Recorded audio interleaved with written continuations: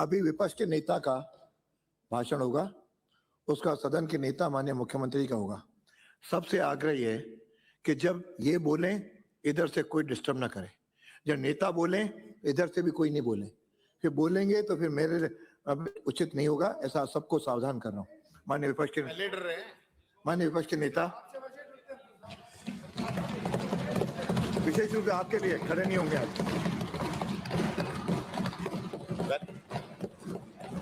धन्यवाद अध्यक्ष महोदय। आज आपने मुझे एप्रोप्रिएशन बिल पे बोलने का मौका दिया, इसके लिए मैं आपका आभार व्यक्त करता हूं। माननीय अध्यक्ष महोदय, पिछले बजट पे और बजट के बाद डिमांड्स पे चर्चा हुई। प्रदेश के सभी सम्मानीय विधायकों द्वारा अपने विचार जो है डिमांड्स के ऊपर रखे।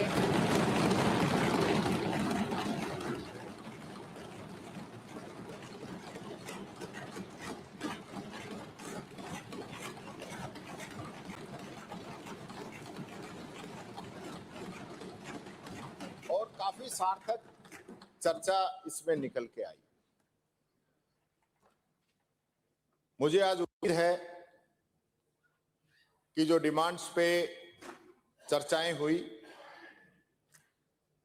लोगों ने अपनी बात रखी, उस पर आज मुख्यमंत्री जी जरूर जवाब देंगे। बात चली 2 साल 5 साल की।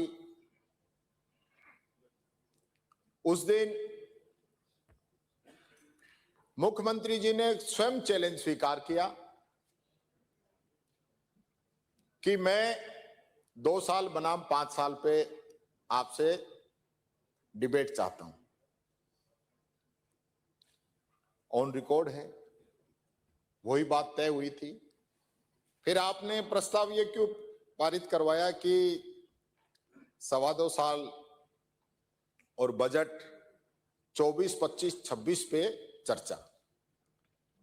आप सदन के नेता हो, हमारे मुख्यमंत्री हो, आपको पूरा प्रदेश सुनता है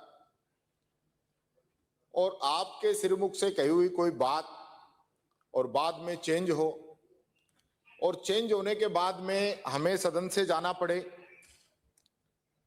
और हमारे सदन के बाद में जाने के बाद में मुख्यमंत्री ये कहे कि मैं आज पूरी तैयारी करके आया हूं, आप क्यों छोड़ के भाग गए। तो आपके तो पूरा टिप्स पे वैसे ही मुख्यमंत्री जी, आपको भी तैयारी करके आनी पड़ेगी, तो बताओ कैसे काम चले।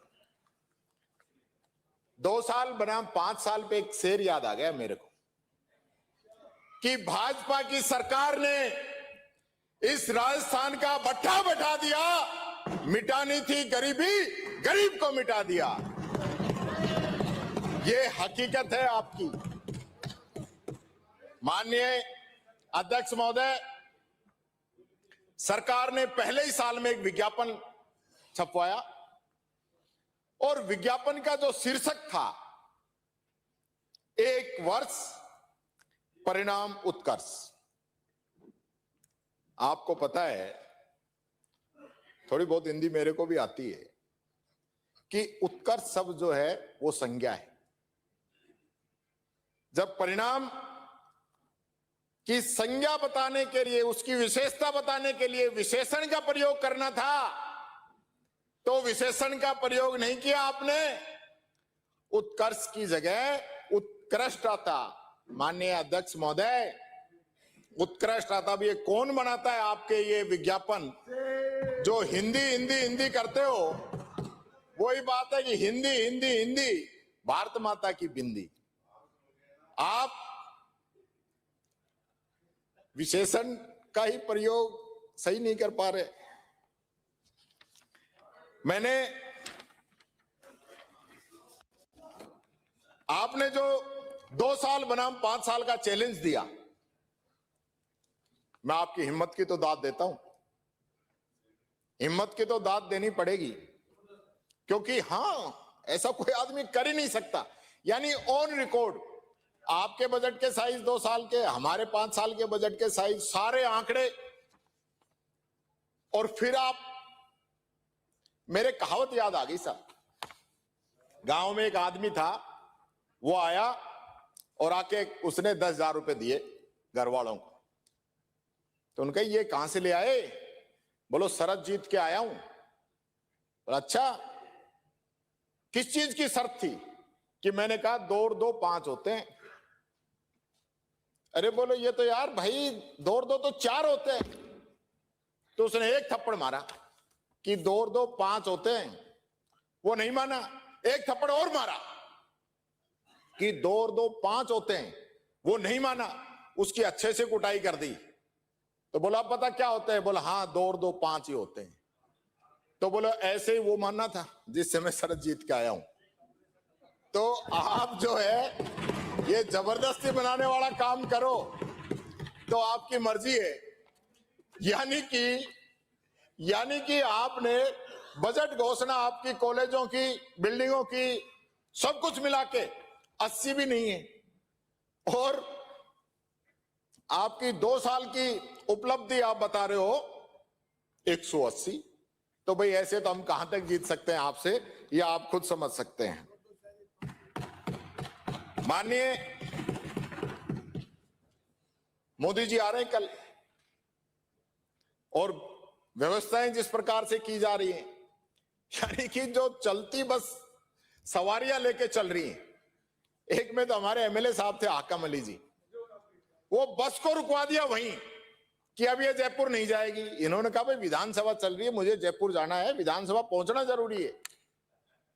लेकिन ड्राइवर ने वहीं रोक दी। साहब ऊपर से आदेश है मुख्यमंत्री जी के कि हमें तो ये बस, झूठ नहीं है हकीकत है कि ये बस हमें तो अजमेर लेके जानी है। अब माननीय अध्यक्ष जी ये स्थिति आप कर रहे हो, एमएलए ही नहीं टोटल सवारियों को उतार दिया वहां पे। ये अगर उस बस में नहीं होते तो उन बेचारों को बहुत परेशानी उठानी पड़ती। ये बात आप लोगों को कहना चाहिए। मोदी जी आए, मोदी जी लास्ट टाइम आए तो मोदी जी ने क्या कहा? मोदी नाम का मतलब है गारंटी, गारंटी का मतलब है मोदी, मोदी मतलब गारंटी। अब मैं बताता हूं गारंटी आपकी।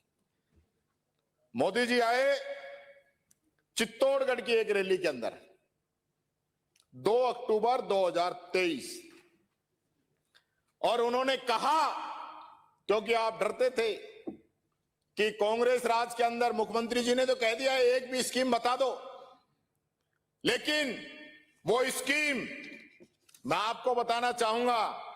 500 में सिलेंडर, 100 यूनिट घर की फ्री, 2000 यूनिट किसान की फ्री, फ्री राशन, 125 दिन का रोजगार, इंदिरा गांधी शहरी विकास योजना, 1000 रुपए पेंशन, 25 लाख का चिरंजीवी बीमा, 10 लाख का दुर्घटना बीमा, गौशाला का अनुदान बढ़ाया, OPS, English medium Mahatma Gandhi school, right to health, gig worker कानून, minimum income guarantee act, paper leak कानून, उड़ान योजना, इंदिरा रसोई योजना, किसान राहत आयोग, कोविड में जो अनाथ हुए उनके बच्चों को नौकरी, कोटा रिवर फ्रंट, ऐसे ऐसे काम हम लोगों ने किए थे।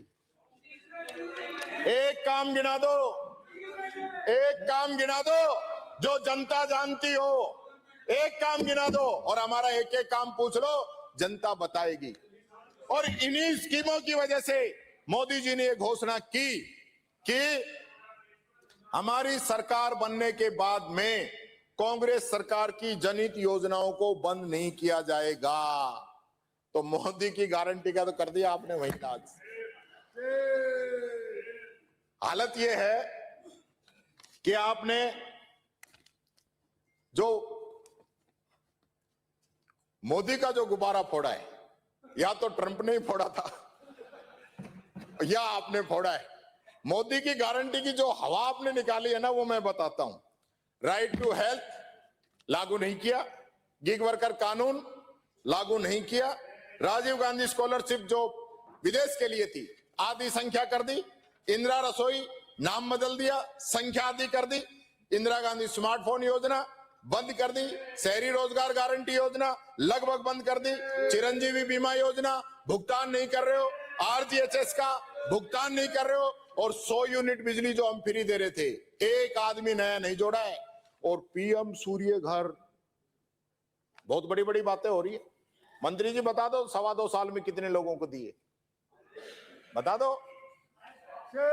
2000 क्यों, आप इधर बताओ। 2000 आपने दिए, जो करोड़ों से ऊपर लाभ जिन योजनाओं का हमने दिया, आप 2000 लोगों को लाभ देकर उसमें भी उनसे पहले पैसा भरवा रहे हो, बाद में सब्सिडी दे रहे हो। आपने कहा कि हमने 10 लाख नए लोगों को पेंशन दे दी। अरे हमने दी थी नए लोगों को 58 लाख पेंशन थी, 93 लाख हमने पेंशन को पहुंचाया। और आपके समय में 93 लाख से घटके 91 लाख आ गई, और वो भी समय पे नहीं मिलती। माननीय अध्यक्ष महोदय, ये बात मैं बताना चाहूंगा। इतने मगरूर मत हो, इतने मगरूर मत हो। मैं वक्त हूं, मैंने बादशाहों को दरबान बनते हुए देखा है। माननीय अध्यक्ष जी, जिस भैम में आप जी रहे हो ना, ये भैम निकल जाएगा समय आने पर। ये बात मैं कहना चाहूंगा। गरीबों को किट देते थे, आपने किट बंद कर दिए। क्यों? आपको दिक्कत हुई कि गरीब को फायदा मिल रहा था। इंदिरा गांधी क्रेडिट कार्ड योजना आपने बंद कर दी। पेंशन के अंदर हर साल 150 रुपए बढ़ाने थे, तीसरी साल के अभी तक आपने 1 रुपया नहीं बढ़ाया, 50 रुपए बढ़ाए पिछली साल के। राजीव गांधी युवा मित्रों को हटा दिया आपने। 100 करोड़ की मुख्यमंत्री क्षेत्रीय विकास योजना आपने बंद कर दी। बालिकाओं को 30-30 हजार जो स्कूटी जो मिलनी थी, पिछली हमारे समय की बट रही है। आपके 2.25 साल के अंदर आपके समय की एक भी स्कूटी का टेंडर करके आपने बांटा होता, आप बता देना। ऐसे ही 2 साल 5 साल की थोड़ी आप हमसे डिबेट कर रहे हो। जयपुर जोधपुर में दिव्यांग यूनिवर्सिटी रोक दी, जयपुर कॉलेज रोक दिया, Mahatma Gandhi institute of governance and social sciences, यानी इन दोनों की बिल्डिंग तैयार है, आप शुरू नहीं कर रहे हो। और जिन मेडिकल कॉलेजों का आपने मोदी जी से उद्घाटन करवाया है ना, यूट्यूब से पढ़ रहे हैं, यूट्यूब से पढ़ रहे हैं। वहां पे डॉक्टर प्रोफेसर की व्यवस्था आप नहीं करा पा रहे हैं। ये बात मैं कहना चाहूंगा। भरतपुर के आरबीएम, क्योंकि आपके जिला है, गृह जिला है, आरबीएम अस्पताल की जिस इमारत का आप लोकार्पण करके आए 4 महीने पहले मोदी जी से कराया, शुरू हो गई वो। लोकार्पण का मतलब तो है ना शुरू हो जानी चाहिए। शुरू हो गई हो तो बता देना। आपकी गारंटी मोदी जी की कि मैं हरियाणा, गुजरात उनके बरोबर डीजल, पेट्रोल, सीएनजी के रेट कर दूंगा। कर दिए होंगे आपने रेट, कर दिए बताऊं। आपने 19 नवंबर 2023 को झुंझुनू और चूरू में प्रधानमंत्री जी ने कहा था कि 3 दिसंबर को जैसे ही भाजपा की सरकार आएगी, गुजरात और हरियाणा की तर्ज पर डीजल और पेट्रोल के दाम कम कर दिए जाएंगे। तो 3 दिसंबर ही नहीं आई लगता है। मैं आपसे कहना चाहूंगा, ये सब मोदी जी की गारंटी थी जो फेल होगी। आज गुजरात में पेट्रोल 94 रुपए है, हरियाणा में पेट्रोल 95 रुपए है, राजस्थान में गंगानगर में पेट्रोल 106 रुपए है। ये बात मैं कहना चाहूंगा। सीएनजी गुजरात में 80 रुपए, हरियाणा में 80 रुपए, कोटा में 93 रुपए। ये बात मैं आपसे कहना चाहूंगा। माननीय मुख्यमंत्री महोदय, एक आप लिख ही रहे हो तो एक चीज और लिख लो आप। पिछले बजट में आपने कहा कि राजस्थान में जो महंगाई की दर है वो 0.881 यानी 81% रह गई। ये आंकड़ा किसने दिया है? 0.81% महंगाई की दर राजस्थान में। यह आंकड़ा कहां से उठाया? मेरे को तो मिला नहीं, क्योंकि आरबीआई का मध्यम अवधि जो महंगाई का लक्ष्य है वो 4% है, ±2 चलता है। तो आप ये आंकड़े कौन लेके आता है ये तो बताओ, जो आपके श्रीमुख से यहां असत्य वाचन करवा देते हैं। ये पूछना चाहता हूं मैं आपसे। आपने कहा कि झूठी वाहवाही लूट रहे हो, एक बड़ा काम बता दो। आपने राजस्थान कैनाल, गंग नहर कैनाल का जिक्र किया आपने कि महाराजा गंगा सिंह जी ने बनवाई थी। मैं आपकी जानकारी दुरुस्त करना चाहूंगा कि जो राजस्थान कैनाल है ये बनी 1958 में और महाराजा गंगा सिंह जी का निधन हुआ 1943 के अंदर। तो जानकारी दुरुस्त कर लेना जो आपको बढ़ा के देते हैं। यानी जो आपको तो कांग्रेस के खिलाफ होना चाहिए, जैसा भी मिल जाए पढ़ दो, ऐसा नहीं होना चाहिए। आपने कहा कि अर्थव्यवस्था चौथे नंबर पे आ गई भारत की, लेकिन ये नहीं बताया कि प्रति व्यक्ति जो आय है वो 120वीं रैंक है हमारी इंडिया की। ये कौन बताएगा? ये भी तो आपको ही बतानी पड़ेगी ना। भारत के 1% धनवान लोगों के पास 40 से 42% संपत्ति है, जिसमें 2 शीर्ष लोग आप जानते हैं उनके पास है और वो प्रधानमंत्री जी के मित्र हैं। और नीचे के 50% लोगों के पास, नीचे के 50% लोगों के पास देश की 3% संपत्ति है। ये बात मैं कहना चाहूंगा। और 10% धनवान लोगों की बात करें तो देश की 77% संपत्ति इन 10% लोगों के पास है। ये मैं इसलिए बता रहा हूं कि कई अर्थशास्त्रियों की जो रिपोर्ट है वो ये बताती है कि ये सरकार आने के बाद में अमीर और अमीर होते जा रहे हैं और गरीब होता जा रहा है। जो इनके बीच की असमानता की जो खाई है वो लगातार बढ़ती जा रही है। ये बात मैं कहना चाहूंगा। 2008 के अंदर आर्थिक मंदी आई, संकट आया, लेकिन मनमोहन सिंह जी ने देश की अर्थव्यवस्था को कमजोर नहीं होने दिया। यूपीए की सरकार आने के बाद में 2004 की 0.7 ट्रिलियन डॉलर की अर्थव्यवस्था को 2014 के अंदर 2 ट्रिलियन डॉलर यानी 10 साल में लगभग 3 गुना हमारी सरकार ने बढ़ाया। मोदी सरकार ने 12 साल के अंदर 2.3% ही बढ़ाया। जो ट्रिलियन ट्रिलियन ट्रिलियन आप लोग कर रहे हो ना, ये मैं बताना चाहता हूं उसकी हकीकत है आपके आंकड़े की। और मोदी जी ने कहा था कि 2022 के अंदर 5 ट्रिलियन डॉलर की अर्थव्यवस्था कर देंगे। अब 26 की बात करने लगे, अब 26 की कहने लगे। 26 में अब हो सकता है और आगे की तारीख आ जाएगी और आगे की बताएंगे भी नहीं। अब फिक्स कर दिया कि ये छोटी तारीख मत दो, 18, 20, 22, 24 ये तो सारी पूरी होगी, सब पकड़े गए। ये हम पूरी नहीं कर पा रहे तो अब सीधा 47 ठोको, सीधा 47। विकसित भारत, विकसित राजस्थान 47। बहुत बढ़िया। आपको 47 तक का टाइम दिया है क्या जनता ने? आपको 5 साल का मौका दिया है। 3 बजट आपके आ गए हैं। मैं जानकारी और दुरुस्त कर देता हूं आप लोगों की। 3 बजट आ चुके हैं, 1 बजट और आएगा, मैं ना आपका चौथा, और 5वां बजट आते ही तो चुनाव ही आ जाएंगे। अब ये जो करते हो ना पिछली कांग्रेस सरकार, आपका भी टाइम पूरा हो लिया है, ज्यादा बहम में मत रहो। ये बात कहना चाहूंगा, आपका अब भी मौका है, कुछ कर लो। मोदी जी कहते थे 22 के अंदर स्मार्ट सिटी कितनी बन गई, कितनी स्मार्ट सिटी का तो पता नहीं कितनी बनी, नहीं बनी। मुख्यमंत्री जरूर स्मार्ट हो गए। बुलेट ट्रेन 2022 तक चल गई होगी, बैठ के घुमाना आप लोग। हर घर बिजली 18-19 तक या विधानसभा में ही कट रही है। गंगा की सफाई 2020 तक, यानी यमुना की और दुर्गति कर दी, इतनी दूषित कर दी। आप विधानसभा में रहोगे तो पता चलेगा, बिजली मंत्री जी बता देंगे। ये बात मैं आपसे कहना चाहूंगा। आपने कौन कर रहा है? माननीय अध्यक्ष जी, मैं नहीं सुन रहा हूं। माननीय अध्यक्ष जी, मैं सुन रहा हूं। मुख्यमंत्री जी ने कहा, मैं रोक रहा हूं। मुख्यमंत्री जी ने कहा कि हमने देश में सबसे ज्यादा गेहूं की खरीद की है।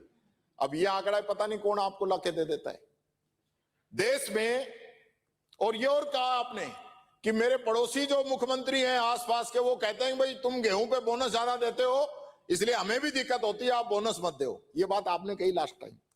मैं बताता हूं आपको, जो भारत सरकार के 25-26 के जो आंकड़े हैं वो ये कह रहे हैं कि 1 नंबर पे पंजाब है, जिसने लगभग 119 लाख मीट्रिक टन खरीद की है। दूसरे नंबर पे हरियाणा है, जहां से 71.43 लाख मीट्रिक टन खरीद हुई है।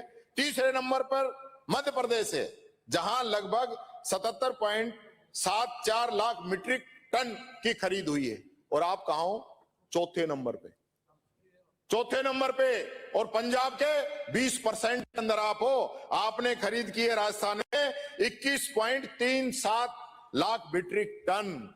तो आंकड़े कौन देता है? आपको मरवाने का काम करता है हर बार। यानी आपने अभी कांग्रेस सरकार ने जो खरीद की ना उतनी तक भी नहीं पहुंच पाए। मैं लास्ट ईयर के कांग्रेस के भी आंकड़े बताता हूं और आपके भी बताता हूं, वहां तक भी नहीं पहुंच पाए। 20-21 के अंदर हमने खरीद की थी 22.25 लाख मीट्रिक टन और 21-22 में हमने की थी 23,40,00,000 मीट्रिक टन और आपने की है 24-25 में 12.06 लाख मीट्रिक टन, यानी हमसे आधी भी नहीं खरीद पाए और यहां दावे कर रहे हो। और इस वर्ष भी आपने 21.37 लाख मीट्रिक टन की है, ये लगभग हमारे बरोबर ही, आपने बरोबर कम है, हमसे ज्यादा नहीं है। तो इसलिए गुमराह करना सदन को और यहां गलत आंकड़े पेश करना सिर्फ अपनी हवा बनाने के लिए, वे 2 साल बना 5 साल आ जाए, तो ये बात मैं कहना चाहूंगा।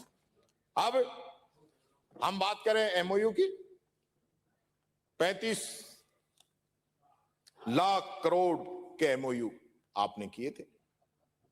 फिर आपने कहा कि हमने 8 लाख करोड़ के एमओयू तो धरातल पे हमारे आ गए, फाइनल हो गए। मंत्री जी भी यहां पे मौजूद है, उस दिन कह रहे थे, वही बात है। मैं तो हिम्मत की दाद देता हूं साहब, 8 लाख करोड़ के एमओयू करने के बाद माननीय मंत्री जी ने यहां पे जो आंकड़े पढ़े, वो पढ़े सिर्फ 1336 करोड़ के, यानी 2000 के भी नहीं पढ़ पाए, 1500 के भी नहीं पढ़ पाए। तो 8 लाख करोड़ के एमओयू कहां है और आप क्यों छुपा रहे हो?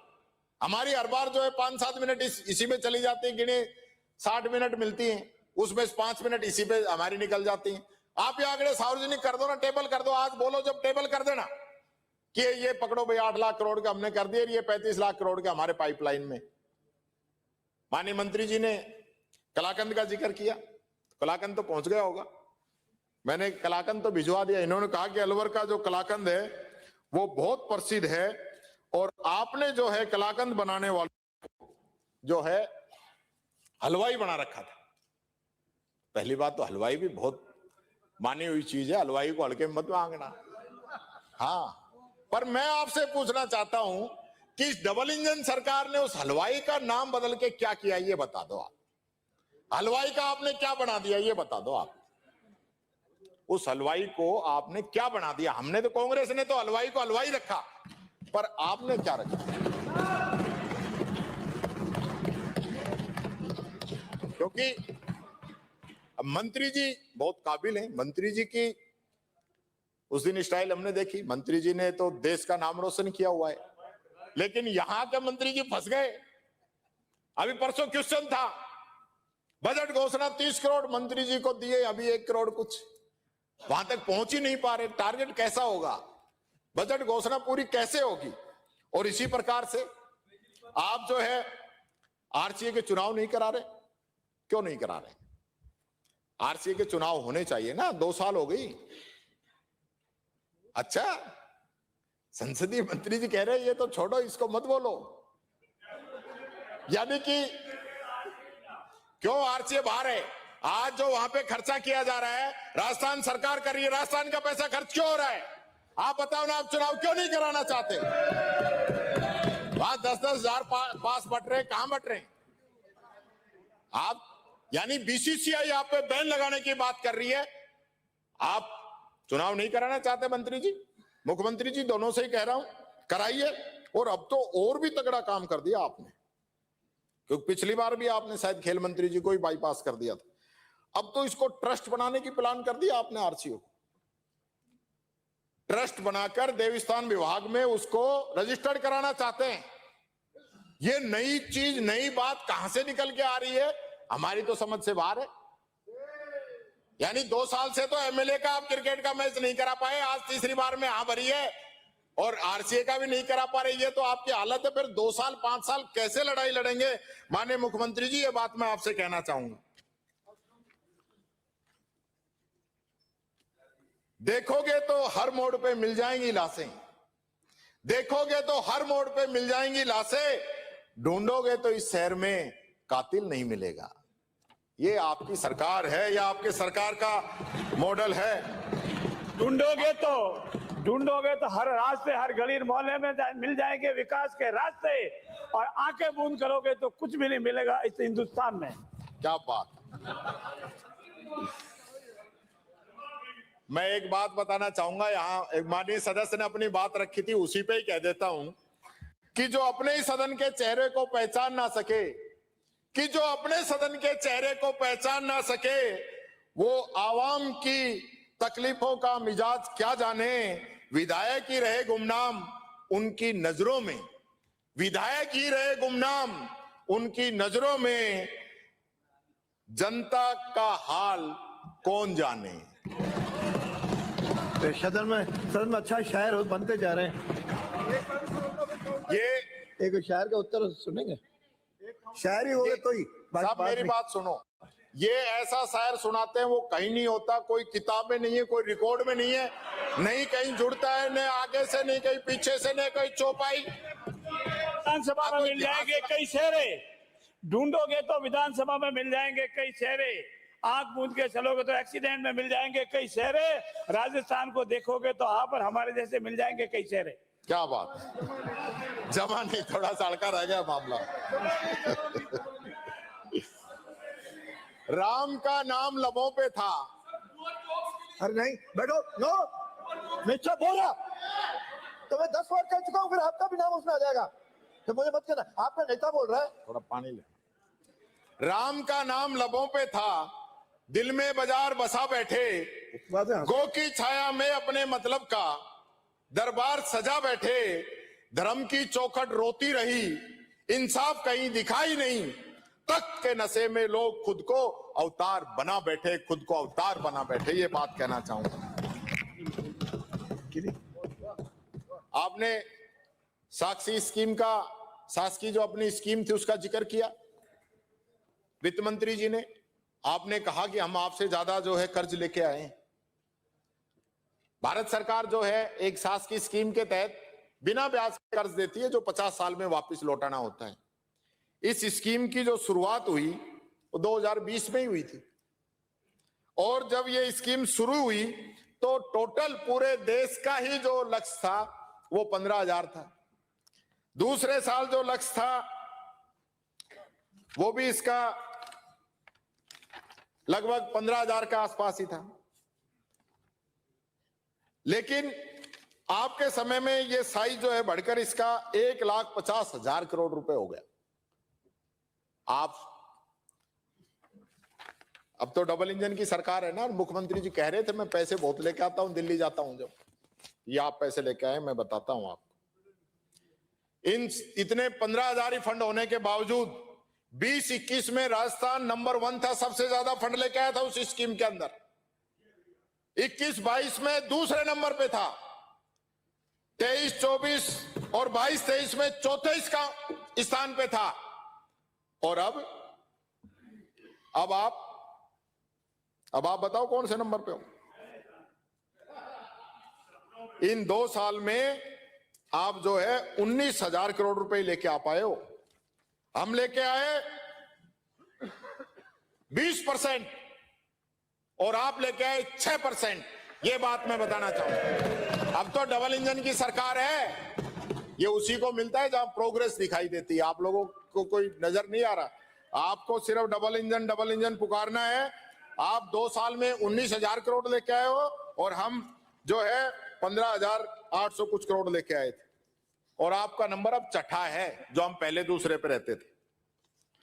इसी प्रकार से मेरे को एक बड़ा दुख हुआ, 24 तारीख के अखबार में जब ये छपा कि हाईकोर्ट के माननीय न्यायाधीश ने भी ये कहा है कि मुझे इस बजट से बड़ी निराशा हुई है। अब ज्यादा चीज तो मैं कोट करना नहीं चाहता, फिर आप कहोगे मामला कोर्ट का है। कानून मंत्री जी कुछ ध्यान दो, कुछ ध्यान दो। ऐसी खबरें कहां से छप गई इतनी मॉनिटरिंग करने के बाद भी, कि अखबार तक ये बात पहुंच गई। पूरा ध्यान रखा जा रहा है कि छपना नहीं चाहिए, ये बात मैं कहना चाहूंगा। दूसरा, अब की बार जो है आप लोगों ने पूरा जो है सारे सदस्यों को ऐसा लगता है ट्रेनिंग दी है कि सब लोग एक ही बात बोलेंगे। एक तो हमारे नेताओं के डिफरेंस की, पुरानी बातों की आप बोलो, ये सब आपने तय कर रखा था, हर सदस्य यही बोल रहा था। और 2 साल बनाम 5 साल की बात बोलो, अभी बोले कहां से, वो तो हवा निकल जाती है। एक वो कहावत है ना सब कि राजा बोला रात है, रानी बोली रात है, मंत्री बोला रात है, संतरी बोला रात है, ये सुबह सुबह की बात है। यानी सब लोगों को ये कह दिया कि जो मैं अब की बार जो है बहुत जो है, मेरे को तो ये भी लगता है कि सारे सदस्यों को छपा के सामग्री भी दी गई है कि इस पे आपको बोलना है, क्योंकि परफॉर्मेंस बहुत हल्की नजर आ रही है, जनता जो है आपको बड़ा नेगेटिव ले रही है। लेकिन इतना करने के बाद में मुख्यमंत्री जी, आपके प्रयासों में कोई कमी नहीं है, पर इधर क्या करें, इधर क्या करें, मोर नाचता है पर पैरों की तरफ देख के रोता है, ये हालत हो रही है। इसी प्रकार से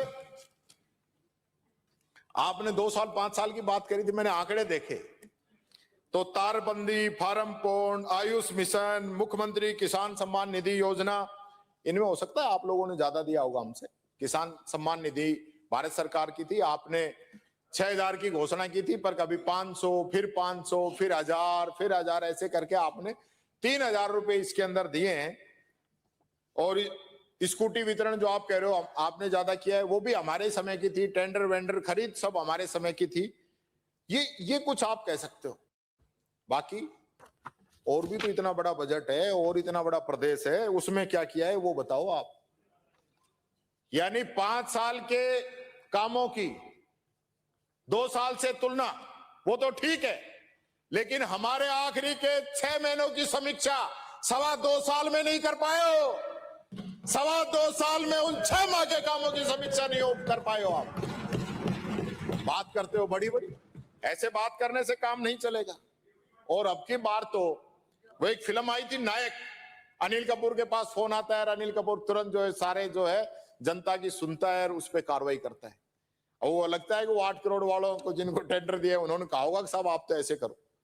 तो मैं देख रहा था आप जो है कॉल सेंटर पे बार बार जा रहे थे, अच्छी बात है, आपको संभालना चाहिए, पर आपकी स्थिति ये होगी कि आपने 20 सीनियर IAS ऑफिसर को उस पर लगा दिया कि आप ये फोन सुनते रहो, इनको टेलीफोन ऑपरेटर बना दिया, इतने बड़े बड़े लोगों को। ये एक एक आदमी 10-10 हजार लोगों के फोन सुन सकता है, उसको आपने 10 कॉल की जिम्मेदारी दे दी। कमाल है। कौन आपको ये सलाह देता है, मेरी समझ से बाहर है, मेरी समझ से बाहर है। ऐसा तो कोई भी जो है आदमी ऐसा नहीं कर पाएगा, ये बात मैं कहना चाहूंगा। आपने एक और नया काम कर दिया कि जो राजस्थान दिवस है ये 30 मार्च को नहीं मनाया जाएगा, ये मनाया जाएगा चैत्र शुक्ल प्रतिपदा को। सही, भगत सिंह तो पैदा हो लेकिन दूसरे के घर में हो। माननीय मुख्यमंत्री जी, आपका जन्म 15 दिसंबर 1967 को हुआ था। उस दिन मार्क्सिस की शुक्ल चतुर्दशी थी, तो ये आती है 4 दिसंबर को, अब की बार 4 दिसंबर। तो आपने कौन सी तारीख को मनाए थे बता दो, आप बता दो। जब आपने बधाई दी, आपने मनाया 15 को, मैंने बधाई दी साहब, मेरा फोन ही नहीं उठाया, क्या करूं मैं। मैंने बधाई के लिए फोन किया था, पर आप ये बताओ, खुद का जन्मदिन तो आप तो जो है अंग्रेजी कैलेंडर से, और जो है राजस्थान दिवस हिंदी कैलेंडर से। हमें इस पे भी कोई एतराज नहीं है, पर सारा डिपार्टमेंट, सारे पेपर, सारे डॉक्यूमेंट हर साल सब चेंज करने पड़ते हैं। या तो एक पूरा सिस्टम मोदी जी से कह के करवा दो जो पूरे देश में लागू हो जाए, क्यों रोज रोज का झंझट रखो। और आपके कितने MLA हैं जो हिंदी कैलेंडर से अपना जन्मदिन मनाते हैं? तो राजस्थान का जन्मदिन ही क्यों मने भाई? हर बार लोगों को दिक्कत आएगी, स्टेशनरी में दिक्कत आएगी, याद रखने में दिक्कत आएगी। एक टारगेट और दिया था अब की बार आपने। यहां आपने उस दिन कहा कि नेता प्रतिपक्ष महोदय बार बार खड़े होते हैं, यह आसन की व्यवस्था है। आसन ने व्यवस्था दी है कि नेता प्रतिपक्ष खड़ा हो सकता है, क्योंकि क्वेश्चन आवर में एक ही आदमी को पूछने की जिम्मेदारी है, बाकी तो कोई पूछ नहीं सकता। अब मैं भी पूछता हूं तो वो भी, उसमें भी दिक्कत है। ये सच्चाई जो है राजस्थान की जनता जानती है कि जब पूछने की जिम्मेदारी मेरे ऊपर है तो मैं भी नहीं पूछूं तो फिर पूछेगा कौन? और बाकी को बता भी कहां रहे हो आप लोग? जब हमको ही नहीं बता रहे, इस सदन में ही नहीं बता रहे, तो दूसरे को तो कैसे बताओगे? तो ये आपको किसी ने गलत फीड किया मुख्यमंत्री जी, कि नेता प्रतिपक्ष बार बार खड़े हो जाते हो। और आपने एक बात और कही, ऐसे खड़े होते जैसे स्प्रिंग लगी हो। ये स्प्रिंग कई बार खिंचती है ना, और इसमें खाल आ जाए तो चुटकी बहुत जोर की भरती है, चुटकी बहुत जोर की भरती है। यानी सीएम साहब ये कहे कि नेता प्रतिपक्ष बार बार खड़े होते हैं, फिर डिप्टी सीएम भी कहते नेता प्रतिपक्ष बार बार खड़े होते हैं, फिर मंत्री भी कहते ये नेता प्रतिपक्ष बार बार खड़े होते हैं, और आपके एमएलए तो दिन भर कहते ही रहते हैं। मैं बैठा बैठा सोच रहा था, कई बार मैंने अध्यक्ष जी से भी कहा और आज फिर कह रहा हूं, इस सदन के माध्यम से कह रहा हूं कि क्वेश्चन आवर में जो पूछने की व्यवस्था है इसको पुरानी पे ही कर दो। मेरे को बहुत ज्यादा पूछने का शौक नहीं है, इन लोगों को भी पूछने दो, आपको पता चल जाएगा, आपके मंत्रियों की परफॉर्मेंस का भी पता चल जाएगा। अब तो हो सकता है टीकाराम जूली थोड़ा बहुत बख्श भी देता होगा, पर जब एक एक पूछेगा ना तो इन सबको पता चल जाएगा। तो आज आप एक प्रस्ताव रखवा देना कि इसको ओपन कर दो क्वेश्चन आवर के। मैं हाँ व्यवस्था, तो व्यवस्था पे सवाल कौन उठा रहे हैं? आप लोग व्यवस्था पे सवाल उठा रहे हो, तो उठा रहे हो तो बदल दो ना। मैं कोई ऐतराज कर रहा हूं क्या? आप तो बदल दो व्यवस्था, आपके हाथ में है। आपके जब 2 साल 5 साल का आप प्रतिवेदन बदल सकते हो, तो ये व्यवस्था तो 1 मिनट की है। और इसी प्रकार से एक बात और कहना चाहूंगा, ये जो सदन है ना, आप भले ही आज सत्ता के अंदर बैठे हो, लेकिन बहुमत विपक्ष के पास है, बहुमत विपक्ष के पास है। आपको 42% वोट मिले, 58% वोट हम लोगों को मिले विपक्ष वालों को, आपके खिलाफ पड़े, चाहे वो चुन के नहीं आ पाए हो, चाहे चुन के नहीं आ पाए हो। लेकिन राजस्थान का और हाल जो है, 58% वोट आपके खिलाफ पड़ा है। आप लिख लो, मेरे आंकड़े में कमी नहीं निकल सकती है, और बता रहा। और इसी प्रकार से मैं कई बार जब आप कहते हैं तो मैं सोचता भी हूं, फिर मैं देखता हूं कि यार मैं उस समाज से आता हूं जब बाबा साहब अंबेडकर ने भी बहुत कुछ झेला था, ज्योतिराव फुले, माता सावित्रीबाई फुले ने भी बहुत कुछ झेला था जब उन्होंने एजुकेशन की शुरुआत की थी। तो मेरे तो उनके मुकाबले 1% भी नहीं झेलना पड़ रहा।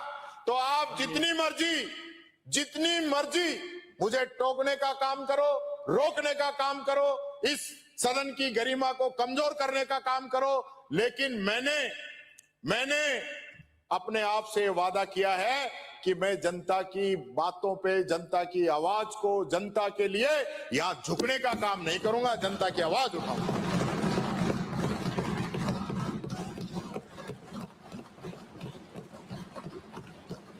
आपने 2 साल बनाम 5 साल की बात करी,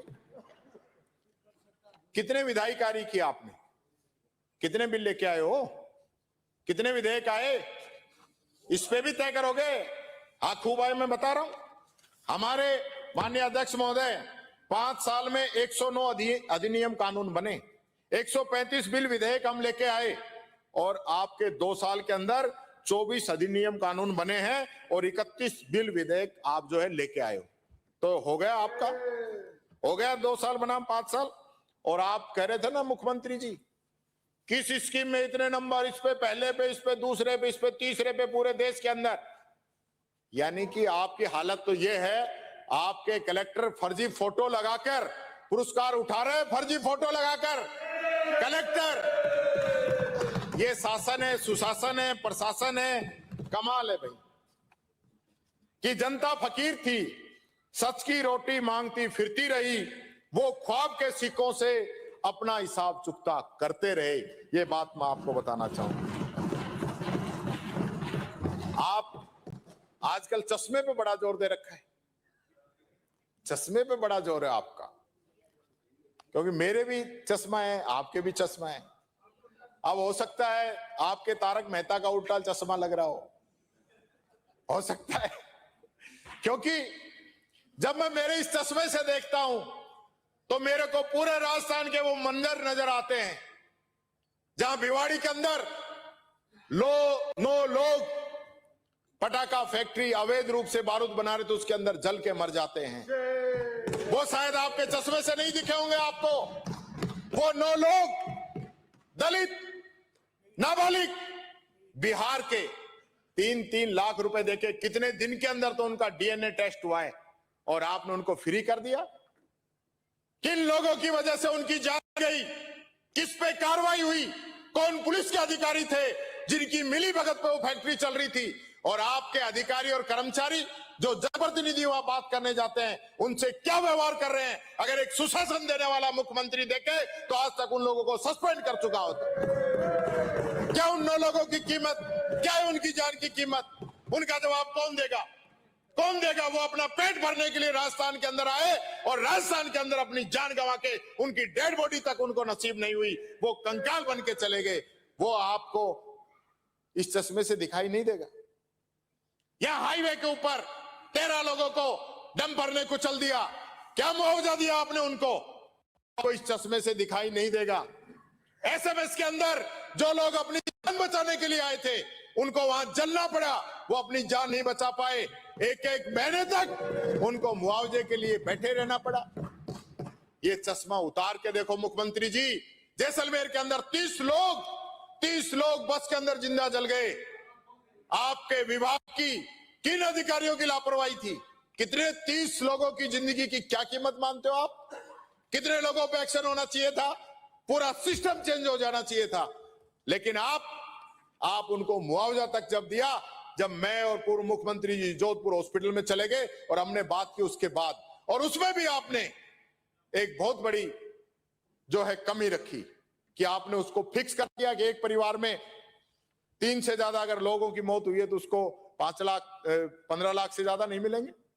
उसमें एक दलित परिवार, 5 लोग उस परिवार के मरे तो सबको मुआवजा मिलना चाहिए था कि नहीं मिलना चाहिए था? उसमें भी आप राइडर लगा दिए। शायद 75 साल के इतिहास में लाशों पे इस प्रकार से राजनीति नहीं की गई।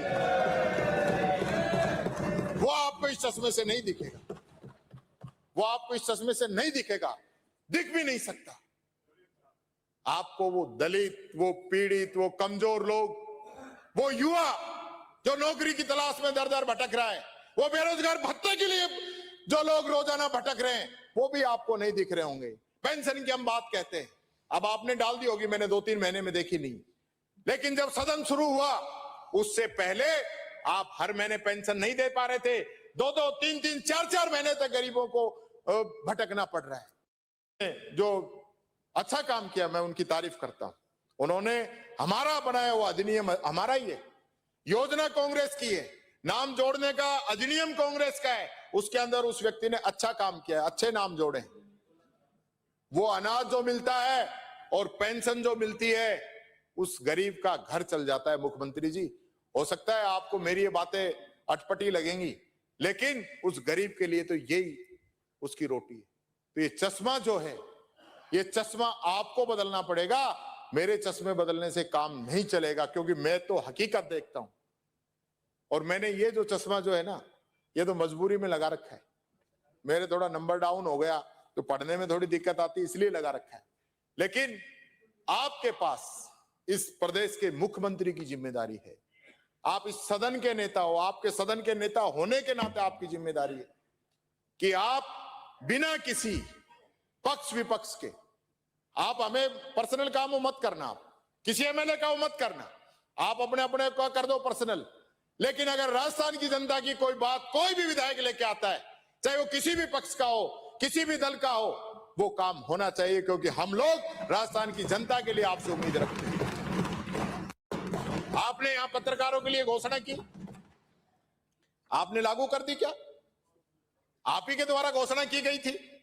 आप, मैंने पिछली बार भी कहा था, आज फिर कह रहा हूं, उसके बाद भी आप लागू नहीं कर पाए।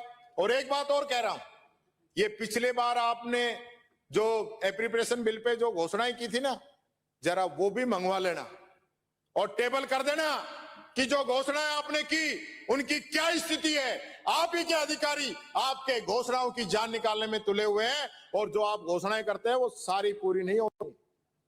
यानी हम सिर्फ घोषणा करने के लिए, मैच बजाने के लिए, वाहवाही लेने के लिए ही आते हैं? ये नहीं होना चाहिए। और मैं तो कहूंगा मुख्यमंत्री जी, आप बैठिए। आप कई बार कहते हो मैं विधानसभा में बैठता हूं, पर आप चैम्बर में बैठते हैं। आप यहां बैठिए। आप यहां बैठोगे तो पूरे प्रदेश का एक एक एमएलए अपने अपने इलाके की अलग अलग रूप से समस्याएं बताएगा।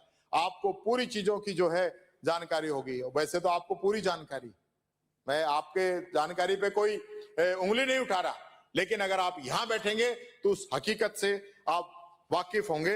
ये बात मैं कहना चाहूंगा। मैंने 4 लाइनें इस चश्मे पे बनाई हैं। हाँ,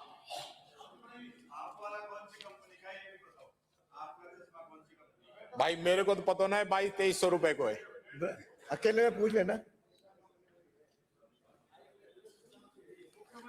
कि मुख्यमंत्री जी कहते हैं विपक्ष को चश्मा लगवा दो, पर उन्हें तो कोई गारंटी और धोखे का अंतर बतला दो। कैसा है वो चश्मा जिसमें राइट टू हेल्थ नहीं दिखता? कानून तो बना पर गरीब को हक क्यों नहीं मिलता? गिग वर्कर का सुरक्षा कवच आपने ठंडे बस्ते में डाला, मेधावी छात्रों की विदेश पढ़ाई पर क्यों लगा दिया ताला? और 4 लाइनें और है तो लंबी कविता, पिछली बार लंबी सुना दी थी तो फिर कई लोगों ने कहा कि साहब लंबी हो गई थी, तो बस 4 लाइनें और बता देता हूं कि अपराध में नंबर 1 बने, हर 16 मिनट में कोई बेटी रोती है, 16 मिनट में।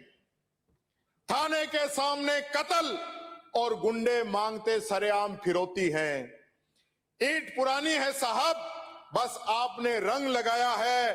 कांग्रेस के बनाए कॉलेजों पर अपना फीता चलाया है।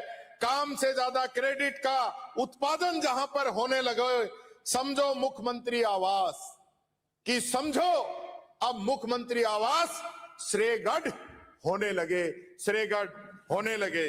इसी के साथ माननीय मुख्यमंत्री जी, मैंने आपसे इसलिए कहा है कि कल आप मोदी जी से 19 कॉलेजों का उद्घाटन करवाओगे। उन 19 कॉलेज में 18 कॉलेज कांग्रेस के समय के शुरू हुए और लगभग काम पूरा था, वो आपने रोक के अब पूरा किया। ये बात कहना चाहूंगा। इसी प्रकार से अलवर की एक घटना का आपने जिक्र किया, चश्मे से ही मेरे को ध्यान आई।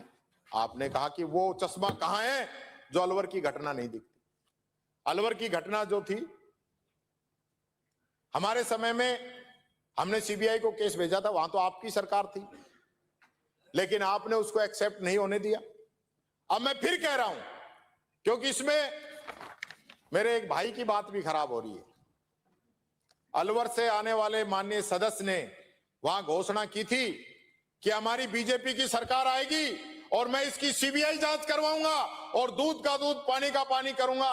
तो मैं उनकी बात में बात मिलाते हुए कहना चाहूंगा, इस पूरे प्रकरण की सीबीआई जांच कराई जाए, कराई जाए, कराई जाए। ये बात मैं आपसे कहना चाहूंगा। उस वक्त आपका शासन था। एक मिनट, अलवर से नहीं विधायक था उस वक्त भी। आज भी विधायक नहीं है। अरे इन्होंने एक मिनट, एक ये मिनट, कह रहे बोलने दो, आपके नेता कह रहे नगर आपके नगर नेता कह परिषद रहे में भाई। आपका बोर्ड था और माननीय मुख्यमंत्री जी द्वारा सीबीआई की घोषणा के बाद नगर परिषद ने फायर ब्रिगेड भेज करके उन सबूतों को मिटाया गया, धोया गया। तो सीबीआई किस बिहाफ पे जांच करी जाए? आपने सबूत ही मिटा दिए आपके सारे। ऐसा है राजू, अब हो गया। देखिए, हाईवे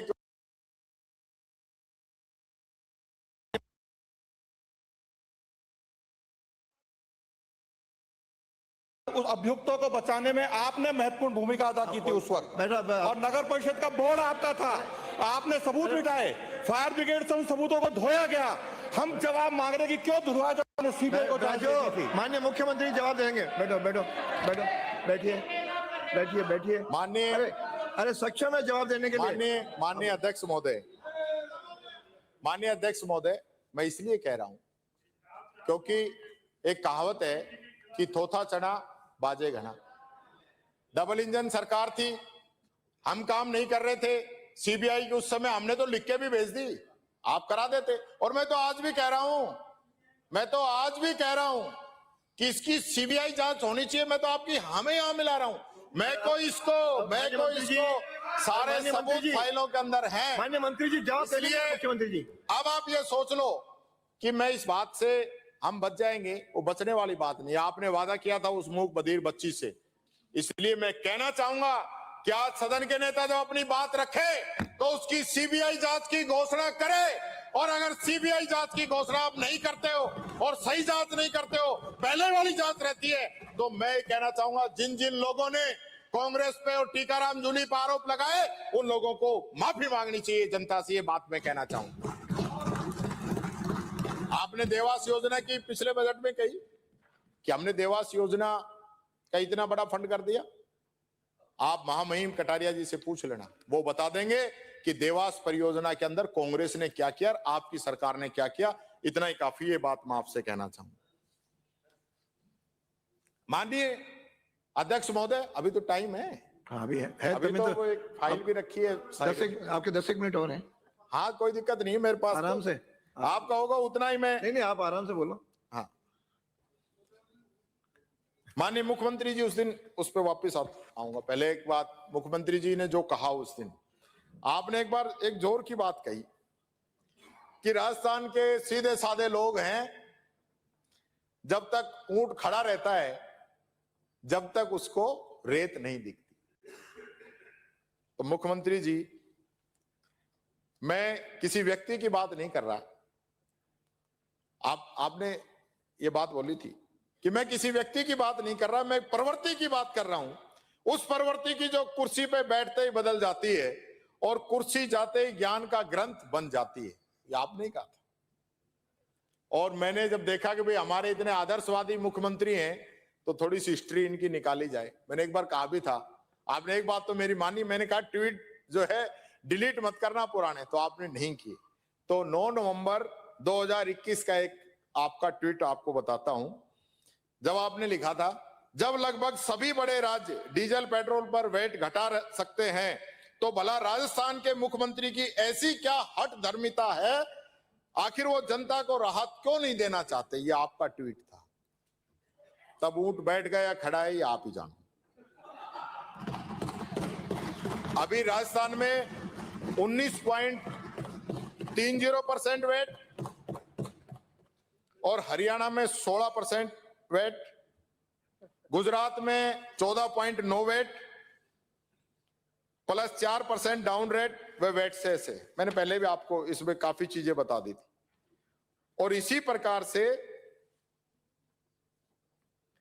हरियाणा में वैट की दर और गुजरात की वैट की दर, चाहे सीएनजी आपकी सीएनजी हो और चाहे आपका पेट्रोल हो, तो अब वो आपको रेट का अंतर नहीं दिख रहा। दूसरा, आपने स्वयं जो है वो आप लिखो मत, ये ट्वीट दे दूंगा मैं, ये रहा आपके, ये मैं इनके प्रिंट निकाल के लाया हूं। ये 15 अक्टूबर 2022 को आपने झुंझुनू में और 17 अक्टूबर 2022 को लक्ष्मणगढ़ सीकर में आपने एमएसपी बाजरे की खरीद के लिए भी प्रदर्शन किया था। और उसके बाद फोटो भी आपने ट्वीट की थी। अब आपने एमएसपी पे खरीद कर ली कि नहीं कर ली? अब बता दो आप, 2 साल हो गई उन बातों को, तब वो ऊंट कौन सा है, वो खड़ा है या बैठ गया, वो रेत दिख रही है कि नहीं दिख रही, ये बात मैं आपसे कहना चाहता हूं। माननीय मुख्यमंत्री जी, आपने बहुत बातें की। एक में, क्योंकि समय कम है, पेपर लीक की मैं बात करना चाहूंगा। हमने सबसे सख्त कानून बनाया। ओएमआर घोटाला उजागर हो गया, आपने पकड़ा है, पर आप उसकी 12 साल की जांच क्यों नहीं कराना चाहते? उस दिन भी मैंने कहा था, आज भी कह रहा हूं, आप तो उस दिन के बाद बयान ही आने बंद हो गए। यानी कर्मचारी चयन बोर्ड के अंदर जो घोटाले इतने समय से हो रहे थे, चाहे वो हमारे समय हुए, आपके समय हुए, तो आप तो वैसे ही इतने साफ स्वच्छ सभी के हैं, राजा हरिश्चंद्र हैं, तो करवा दो ना 26 तक की जांच।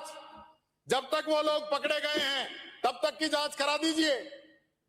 आप नहीं कराओगे? क्यों नहीं कराओगे? करानी चाहिए आपको। आप इसमें पक्ष विपक्ष मत देखिए, पक्ष विपक्ष मत देखिए, आप इनकी जांच कराने की बात करिए। आप तो खुद ही क्लीन चिट दे रहे हो उनको कि हमारे समय में जो है सब कुछ सही हुआ है, कांग्रेस के समय में गड़बड़ हुई है। पर वो लोग जब अब तक काम पे थे तो उन पे कार्रवाई होनी चाहिए, पूरी जांच होनी चाहिए। ये पूंछड़ी के लोटा के भी आपने 100 करोड़ रुपए की घोषणा की थी, इसका क्या हुआ? इसका भी बताएं साहब, हमें तो जवाब चाहिए। आपने कृष्ण गमन पथ, इसकी भी घोषणा की आपने, मध्य प्रदेश से लेकर और अपने राजस्थान और उत्तर प्रदेश पता नहीं कहां कहां। तो वो पथ का क्या रहा, उसकी भी आप बता दें। आपने 24-25 में डिस्ट्रिक्ट म्युनिसिपल कमिश्नर के पद की प्रावधान किए थे, इसमें तो 1 रुपए ही नहीं लगना था, सिर्फ एक लेटर निकलना था। पूरी साल में आप लेटर नहीं निकाल पाए। इसी प्रकार जिला परिषद में सीओ की पोस्ट होती है, उसी प्रकार आपने कहा था नगर पालिकाओं के लिए भी नोडल अधिकारी नियुक्त किए जाएंगे, जिसको म्युनिसिपल कमिश्नर कहा जाएगा, नहीं किया आपने। इसी प्रकार से जो मंदिरों में भी आपने जो घोषणा की, मैं देख रहा था उस दिन कई जगह की चर्चाएं आई, पर वो मंदिरों वाली आपकी एक भी घोषणा पूरी नहीं।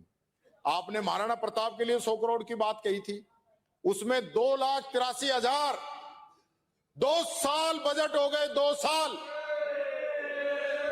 घोषणा 100 करोड़ और देव 2 लाख, यानी कहीं तो कोई तो। और फिर कहो कि 2 साल बनाम 5 साल पे चर्चा कराओ, यही बात मैं कहना चाहूंगा। तो ये आपकी सच्चाई है। अमृत 2 की भी आपने घोषणा की, कुछ नहीं किया। इसी प्रकार आपने पंडित दीनदयाल उपाध्याय जी के नाम पे आपने घोषणा की कि 7 वर्षों में 12,050 करोड़ की लागत से शहरों के अंदर जो है हम विकास काम के कार्य कराएंगे। और इस वर्ष यानी प्रश्न लगा तो कहा कि 100 करोड़ का प्रावधान है, खर्च कितना किया? ये खर्च भी इतना ही किया जितना ऐसा लगता है दीनदयाल उपाध्याय जी का भारत की आजादी के अंदर योगदान है, उतना ही खर्च किया आपको 24-25 में 25 MLD की क्षमता के 5 STP बनाने थे, एक भी नहीं बनाया। 25-26 में 154 करोड़ की लागत से 27 STP बनाने थे, एक भी STP का निर्माण नहीं हुआ। आपने सामुदायिक शौचालयों का लक्ष्य रखा 3540, बने 270। डिजायरेबल शौचालयों का लक्ष्य था 430, बनाए 50। पिंक शौचालय बनाने थे 500, बनाए 188। और इसी प्रकार से 1150 इलेक्ट्रिक बसों की बात थी, अब कह रहे हैं कि 2 बस आई है कोई ट्रायल के लिए, वो खुल भी नहीं रही, बताइए एक जो आई है वो। आपने प्रदेश में 4 बार पट्टा देने के अभियान चलाए, लेकिन टारगेट पूरे हो गए क्या? होने से पहले ही बंद कर दिए, क्योंकि आता ही नहीं। खुद आपके मंत्रियों ने, विधायकों ने कहा कि आपके पट्टों के अंदर जो हालत बिगड़ी है वो बात मैं कहूंगा। 25,000 सफाई कर्मियों की घोषणा की, आपने नहीं कराए। भरतपुर में आपने सिटी बस की घोषणा की, नहीं कराई। भरतपुर में पेयजल योजना की कही, शुरू नहीं हुआ। रूपा शहर में नए इंडस्ट्रियल एरिया की बात कही, नहीं किए। भरतपुर संभाग में पैरा स्पोर्ट्स कॉम्प्लेक्स की कही, नहीं हुआ। Jaipur Agra national highway 0 accident zone की बात कही, ब्लैक स्पॉट में सुधार की बात कही, नहीं हुआ। ये तो मैं पूरा ये पढ़ूंगा तो आपको जो है कितना समय लग जाएगा, ये बात मैं आपसे कहना चाहूंगा। क्या क्या कहूं, क्या क्या ना कहूं, ये बड़ी एक दिक्कत है। हमने बनाया शांति एवं अहिंसा विभाग, आपने इसका ही बजट कम कर दिया। गांधी जी को हर जगह ही खत्म करने पे तुले हुए। अच्छा, मैं लास्ट में एक बात पे आना चाहूंगा जिसपे सब लोगों को बहुत बड़ी चिंता है, चर्चा है। कागज तो मेरे पास बहुत ज्यादा है। एक उदयपुर फाइल चल रही है। इस उदयपुर फाइल के अंदर क्या है मुख्यमंत्री जी? यानी इसमें जो पीड़िता है वो भी बीजेपी की है, जिस पे आरोप है वो भी बीजेपी का है, जो वहां रात को साथ जा रहे हैं गेट तोड़ने वो भी बीजेपी के हैं। इसकी आप जांच कराइए मुख्यमंत्री जी। एक ऐसा प्रकरण जिसके अंदर रात को 11 बजे रिपोर्ट दर्ज होती है और 2 बजे आपकी पुलिस पहुंच जाती है पहले रेकी करने के लिए, और 3 बजे बीजेपी के कार्यकर्ताओं के साथ, वीडियो दिखा दूंगा आपको, बीजेपी के कार्यकर्ताओं के साथ पुलिस वापस जाती है।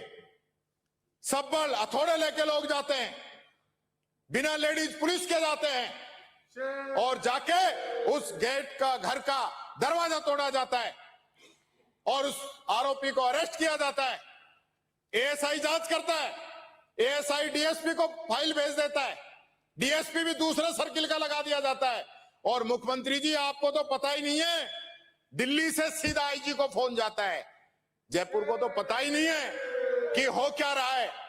इस प्रकार की कार्रवाई और फिर जमानत भी मत होने दो।